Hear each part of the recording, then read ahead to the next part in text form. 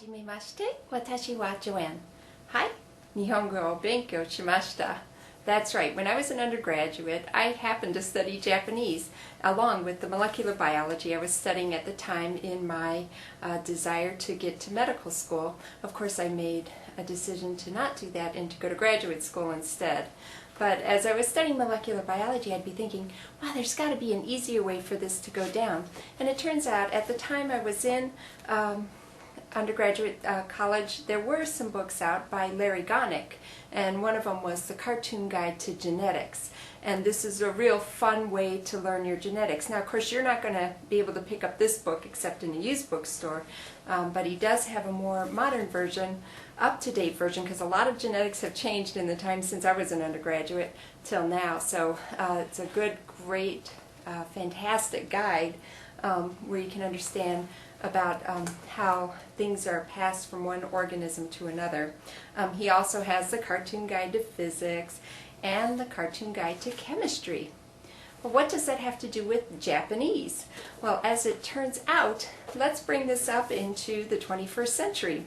We know a lot of people are fascinated with the Japanese culture and with manga. So it turns out No Starch Press has been able to capitalize on this fascination with manga and the need to understand science and fuse them together in a series of books called the Manga Guide to fill in the blank. So they have the Manga Guide to Physics, the Manga Guide to Electricity, the Manga Guide to, I believe, something about computers, the Manga Guide to Calculus, and also the Manga Guide to Molecular Biology, which is a really fun book, and it's written by Masaharu Takemura, and it's not written from, as we call it, back to front. It is written in the normal way that Americans read their books, and it's also written in English. Thank goodness, right?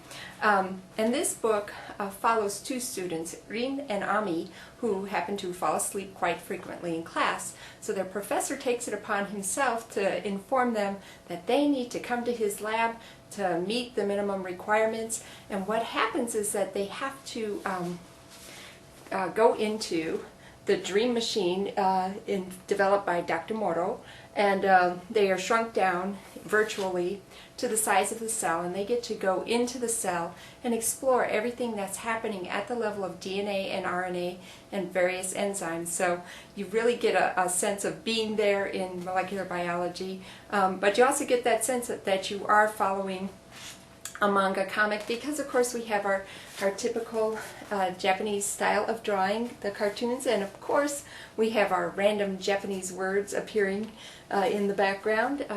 So if you read Japanese hiragana or katakana, you can follow that as well. In addition to the actual comic strip type format, there are some informational pages where the characters are conversing with each other in order to get the concepts made clearer. This is a great book. I found it actually to be quite entertaining and appropriate with the accurate information that's required. So it'd be a great book for a beginner, a great book for someone who needs a refresher, or a great book for someone who just happens to like Japanese manga comics. And I really enjoyed it. I highly recommend it if this is the kind of information you need. Alright, thanks for listening. I'm highly recommending any of the manga guides